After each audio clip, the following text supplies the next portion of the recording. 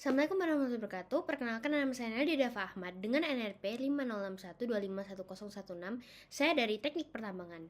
Nah, pada kesempatan kali ini saya akan membahas tentang bab 4, yaitu lempeng tektonik. Nah, jadi lempeng tektonik itu teori yang menjelaskan bagaimana permukaan bumi itu terbagi menjadi beberapa lempeng besar yang bergerak secara terus-menerus.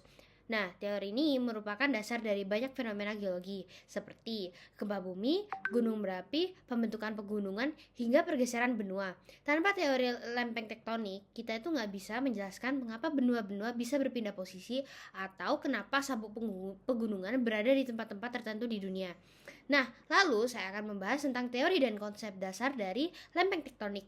Nah, jadi teori lempeng tektonik itu pertama kali dikembangkan itu pada pertengahan abad ke-20 sebagai penyempurnaan dari teori apungan benua atau disebut continental drift yang diajukan sama Alfred Wegener.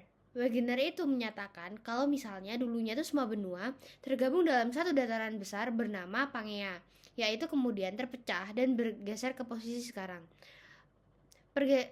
Pergerakan lempeng ini terjadi karena arus konveksi di lapisan mantel bumi, tempatnya di bagian astenosfer yang bersifat plastis dan panas. Gerak arus ini menyebabkan lapisan atas bumi, yaitu litosfer, pecah menjadi beberapa lempeng besar dan kecil yang terus bergerak di atasnya. Nah, lalu saya akan membahas tentang jenis-jenis batas lempeng. Ada 3 jenis batas lempeng utama yang menyebabkan fenomena geologi berbeda-beda. Yang pertama, ada batas konvergen.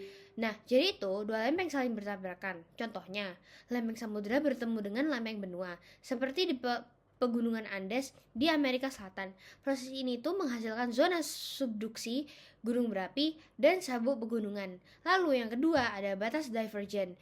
Dua lempeng saling menjauh, magma dari mantel naik ke permukaan membentuk kerak baru seperti di pegunungan tengah Atlantik.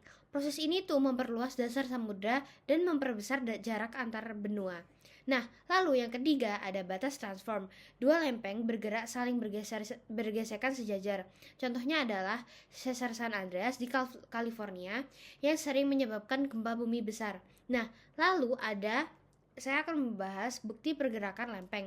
Beberapa bukti kuat yang mendukung teori lempeng tektonik itu antara lain ada kecocokan bentuk benua, penyebaran fosil yang sama, pola sebaran gempa dan gunung berapi, pola magnetik di dasar samudra, dan data GPS modern. Lalu saya akan membahas dampak pergerakan lempeng. Nah, jadi gerakan lempeng tektonik itu memberikan dampak besar bagi permukaan bumi. Seperti contohnya ada pembentukan pegunungan, terjadi gempa bumi dan tsunami, aktivitas vulkanik, sama pergeseran benua. Nah, jadi dari pembahasan dari bab 4 ini dapat disimpulkan bila teori lempeng tektonik itu menjelaskan bahwa bumi itu bukan sesuatu yang statis, tetapi dinamis dan terus bergerak. Interaksi antar lempeng inilah yang membentuk pegunungan, lautan, dan berbagai bentuk muka bumi yang kita lihat sekarang. Teori ini juga menjadi dasar untuk memahami bab berikutnya, yaitu sabuk pegunungan dan kerak benua, di mana kita melihat hasil nyata dari proses lempeng tektonik ini.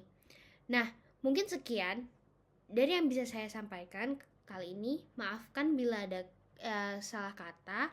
Wassalamualaikum warahmatullahi wabarakatuh.